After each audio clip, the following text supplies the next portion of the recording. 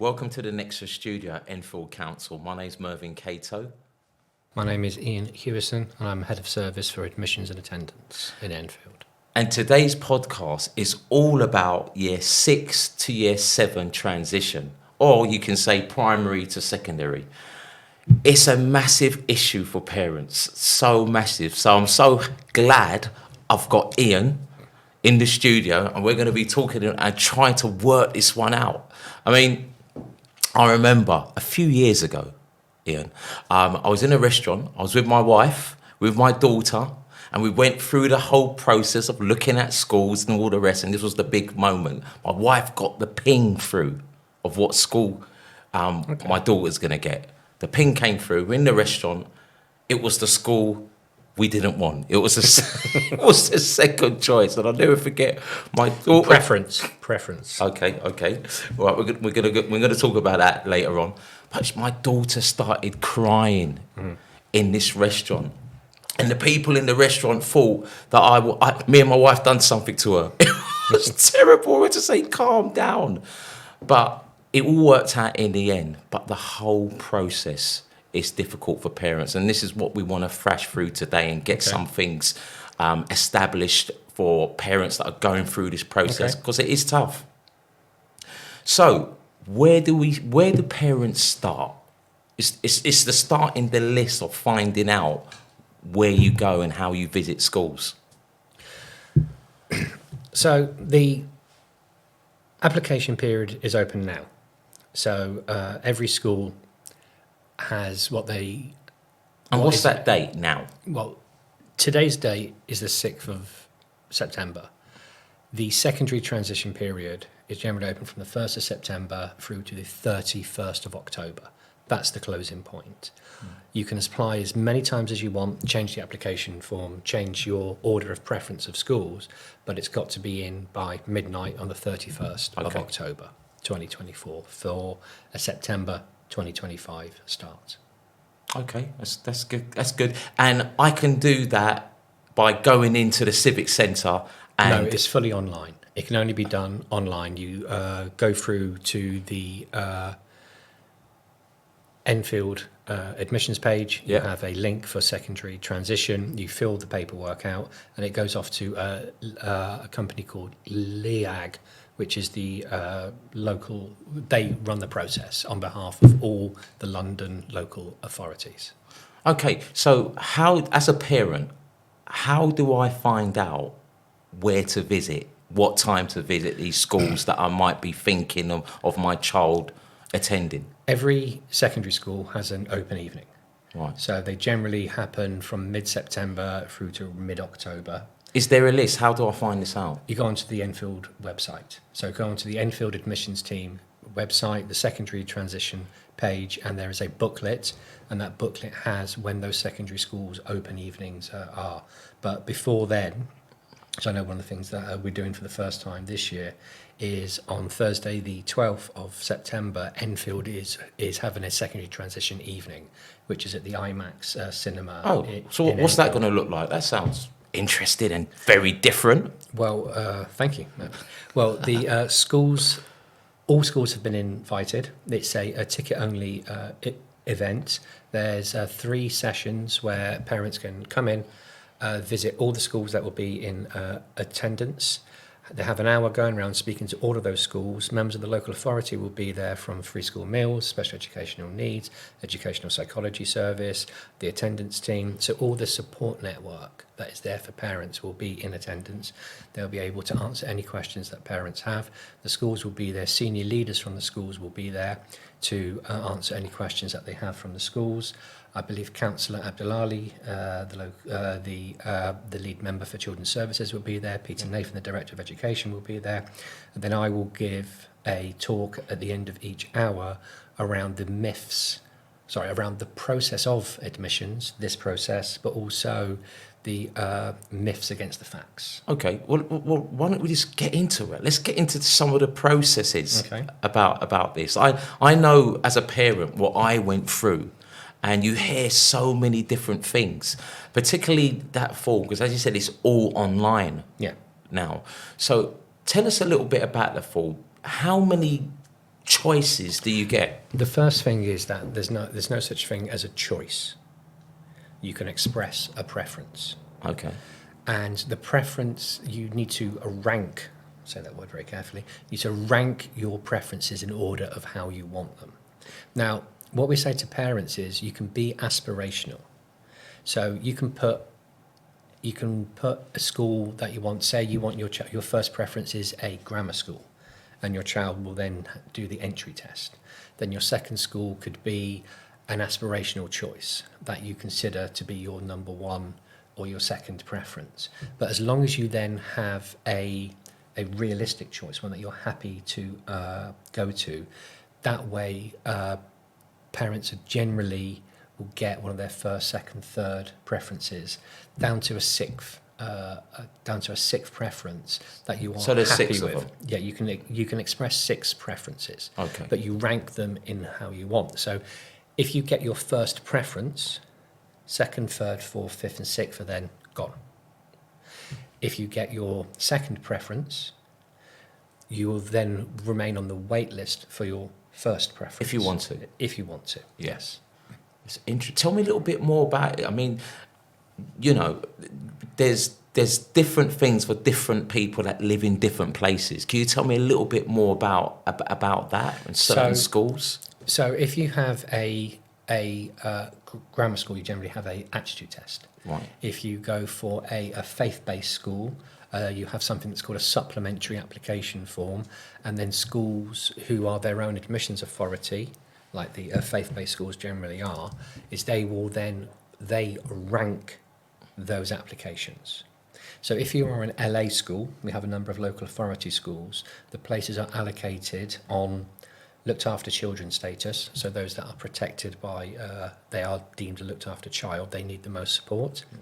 You then have special educational needs, those who have an education healthcare plan, not special educational needs, those who have an Can we come back to education that? healthcare plan. That's a big one. Yeah, but that's the ranking. Yeah. The next one is then social, medical social in some cases. Then you have siblings. Some schools and some local authorities have children of staff, and then most places are ranked on distance. So if you've got a school with a PAN of, say, 240, those 40 places could be taken on looked after, education healthcare plan, siblings, medical, parents of staff, and then the remaining 200 places are allocated on distance. So catchment, There's no such thing. no such thing. Is that gone now? That was a word that I used to hear all the time. It's gone generally. Some schools out of London may have catchment areas, but I believe there's a catchment area in primary schools, but we're not talking about those. But in secondary, it's down on distance. And the distance is done by a straight line. Right, okay. So it's distance from the nodal point of the school to your address, and we use a geo-based system, a measuring system, and it measures down to the 1 centimetre. This is really interesting. So, you know, what should parents be thinking about regarding the school that they're of their preference? They can be aspirational. As we said, if they want a specific school, put it down. But then also they need to look at the data around that school, the last, say, 5 years worth of data, and then get an idea of a measurement from where your house is to the school. So I remember years ago I was working for Barking and Dagenham. I was doing the preference advisor role, and I was given a talk to what was the most popular school then. They were a former grammar school, and there was a hall of about 2,000 people. So I got up and I gave the admissions talk, and I said, this is the last 5 years worth of data on distance. And it was 1.5 miles, 1.6 miles, 1.4 miles, 1.5 miles. So I said to the parents, if you live more than a mile away, you're very unlikely to get a place on distance. At that point, 1,000 people got up and walked out. Right. So they were very unhappy about that. But distances do change. That's why there's no such thing as a catchment area. Distances do change, but they don't change that much. So if you want a school and their historic distance, and it's all on the Enfield website. If you look back through the secondary information booklets, it does give you the historical distances. So say if the last 5 years of distance from your house to the school that you want is, if the distance from your house to the school that you want is, say, 2.5 miles, but the furthest place allocated on distance from that school was 1 mile, you're unlikely to get a place. Now, that's to say don't do it and rank it as high as you want, but don't just count on the fact that you've put that school there. Because if the last 5 years worth of data is that it's never gone above 1 mile and you live 2 miles away, you're unlikely to get. So you're saying it's distance. important that parents look at the data. They have to look at the data to see what it was like they the year should before. Look at the data. Well, the last couple of years before as well, because then you get an idea of what the distances are. Because some schools, are not full on National Offer Day. Some schools are very heavily oversubscribed, and I think when I gave appeals. When I was doing the in-year appeals the transition appeals this year, some of the schools never went above 1 mile. Right. So if a parent wants a school and they live 3 miles away, but they are going to that, and they are and they're only going to be ranked on distance. Yep. And they're 3 miles away, and that school never goes above 1 mile. They're very, very unlikely to get there. Okay. So tell me a little bit about faith-based schools and whether that's going to be one of your preferences. What should you be thinking about? Most schools like that, faith-based schools, have got supplementary information forms, and you need to follow that supplementary information form. So you still express it as a preference on your secondary transition thing and supply it to the borough in which you live in, Enfield. But then you need to contact that school to get their supplementary form and follow what that supplementary form says. So that supplementary form may say that in a lot of cases it needs to be signed by the head of the church or the head of the faith that you are applying to, that this parent is regular attendance in this church, etc. And it gets stamped and then send it back to the school, and the school then rank it. So It's not the local authority.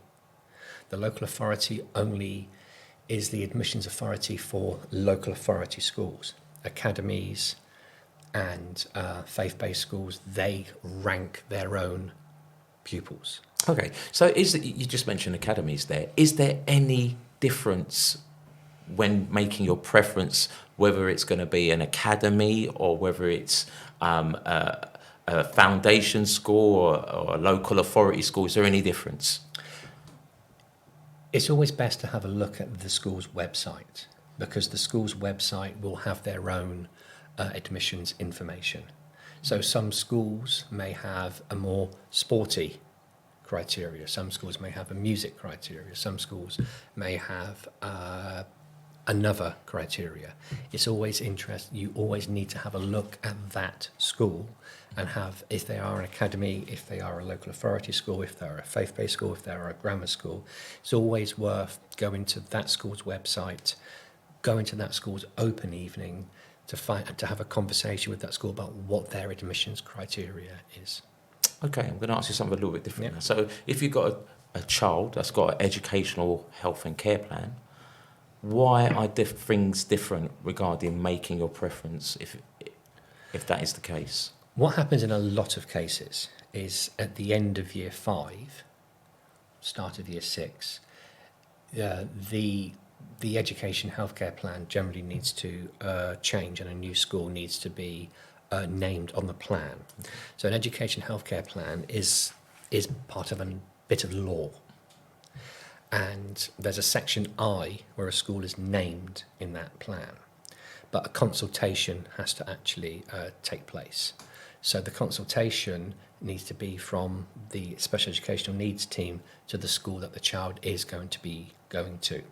And that consultation needs to happen relatively early on, end of year 5, start of year 6. So those places are then taken out of the main admissions round. So if a secondary school has a published admissions number or PAN of, say, 120, they know that they're going to get 10 pupils who have an education healthcare plan. 10 is taken from the original 120, means that they only have 110 places to offer on the admissions on that transition. That's really interesting. I've got some questions for you that I hope you can answer. Students that live outside of the borough of Enfield, why are things different for them? What happens? Years ago, there was something called the Greenwich ruling, Yeah. where I believe Greenwich stopped a pupil who was living in a different borough going to one of their schools, or it was a Greenwich pupil wanted to go to a different school in a different borough, but they lived closer than the people who actually got it. So the parents appealed, and it is actually, that's why it's called the Greenwich ruling. Parents appealed, and the school had to take them because they lived closer. That's why it's done on distance. Well, there's no catchment areas anymore. It's done on distance. So if a parent lives in, say, Brent or Hackney or Waltham Forest or wherever, and they want to apply to an Enfield school, they can do. They have to apply through their home local authority, because this is a London-wide, pan-London admissions round. They apply to the home local authority, but they can name any school that they actually want to. And if they are within, if it's going down to distance, they're one of the closest people within that published admissions number, then they would get a place at that school. Okay, so thank you very much for that. So if you didn't want parents to waste their preference, what sort of advice would you give them? I'm sure throughout the years you've seen some things on those forms. What are the things that you see, and what would you say to parents? What I'd say to parents is be aspirational, but also be realistic. But what parents also need to understand. What does that look like? Explain that a little bit. Well, what I say to parents when we're having these conversations are that they also need to remember that the first preference and the sixth preference have the same weight. I hope that comes across well. So if a parent names 5 aspirational schools, like a grammar school or 2 grammar schools, 2 schools that are the highest achieving, but they live very, very far away from them, a 6th school, they want to get the child in on a music thing or whatever, but then the 6th school is their local one, okay? Because the system runs at the same time, all preferences are work simultaneously. Okay, that person's 6th preference, if they live closer than someone who names that school as their first preference, the 6th preference is counted before the first preference because they live closer. Right. Does that make sense? Gotcha. Yeah.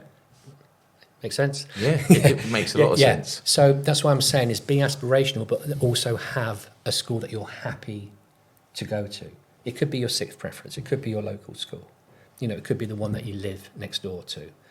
But also as well, but you have to be realistic in that preference. You have to be realistic. There are myths and fallacies that if you put one school 6 times, they have to give it to you. No. You put one school once, they have to give it to you. No. I'm going to come to that. I've got some true and false stuff for you. Fine. So just getting back to that point, is that if your 6th preference, if it's on distance and you live closer to somebody who's put it as their first preference, you will get a place above that person if we cannot give you your first 5 preferences. I hope that comes across. I hope that makes sense. Yeah, makes a load of sense. So I've got some true and false questions for you, or statements. I won't look at them. Don't look. Okay. If I put down one school, and am I more likely to get it? I think you've answered this one. No. You will, if you put down one school, and we are able to give it to you on that school's admissions criteria, you will get it. If you if we can't give it to you, and that's your only preference, your application will be processed after all other on-time applications have been processed. You will be allocated. LA allocated the closest school to you that has a vacancy after all online applications have been processed. Okay, true or false? You can only put your nearest school down. No, you can put any school down, but as I said, be aspirational, but also be realistic. My oldest child goes to the school, so my youngest child will automatically get in. Not automatically, no. There's something called the sibling link.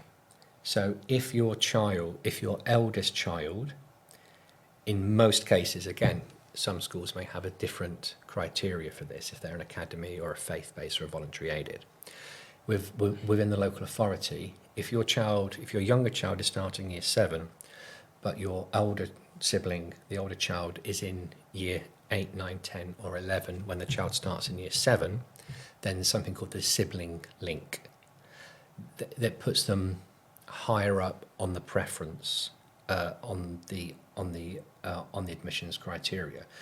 They will then probably most likely get in on the sibling link, because if a school's got 120 places, 240 places, those generally aren't going to be filled by looked after children or children with an education and healthcare plan. It's really interesting stuff. This is what I really hope the information that we've given today is going to help a lot of parents. Is there anything else that you think that parents should be thinking about regarding making? And this is a massive decision. It is a massive decision. Transferring from primary to secondary is an important milestone. But also as well, I would encourage all parents to visit the schools that they wish to put on their application. Also visit your local schools as well. But listen to the child as well, because the child is the person that has to do the 5 years in the secondary school, not the parent. The child has to do it, and we want the child to enjoy their time. I'd also like parents to bear in mind that 96% of Enfield schools are rated good or better in Ofsted. That's great. And that we have a lot of faith in the Enfield schools as well. So visit the schools. Find out when they come to the transition evening. If you've got a ticket, come to the transition evening. Speak to the schools, speak to the Director of Education, speak to the SEN team, speak to the Free School Meal team, speak to the Educational Psychology Service that are there, the Secondary Behaviour Support team that are there, because these are the people that sometimes parents rely upon or need some information from, some independent information from, about, if their children are, potentially worried about going into school, or they have questions regarding free school meals and special educational needs, because parents often are anxious, and that anxiousness can actually filter down to the child as well, so that makes the child anxious to go into school as well. But have a conversation, speak to somebody, speak to the local authority, speak to the admissions team, go and speak to the school. The schools are happy to talk to any parent that they want to about the situation, about any concerns that they actually have. But visit the school. I think that's the thing that I would say as well, is visit all the schools that you are considering, but read the information, read the data. Yeah, and you mentioned visit schools. What if for whatever reason, a parent cannot make it that day to the opening evening? What options are they got? Most schools will have more than one, or most schools that I've worked in previously or I've dealt with, I'll be more than happy before the secondary cut-off point, 31st of October, is to speak to parents. Now, they may do ones during the day, they may have additional ones in the evening, they may allow a tour, but if you're a parent and you wish to consider the school but you can't make their open evening, call them. Most schools are likely to to show you round, or at least speak to you or give you another tour. Brilliant. You mentioned earlier about getting your child involved as well, and I think maybe our next podcast we want to go into that a little bit, because I think it's really important that, you know, you pick the right school for your child, and maybe we can talk about that in the next podcast and get into that. But thanks a lot. I really hope this has really helped you today, and that you make the right preference. That's very true. For your it's child. A preference. Thank you very much. This is Nexus Studio from Enfield Council, and we're signing out. Thank you.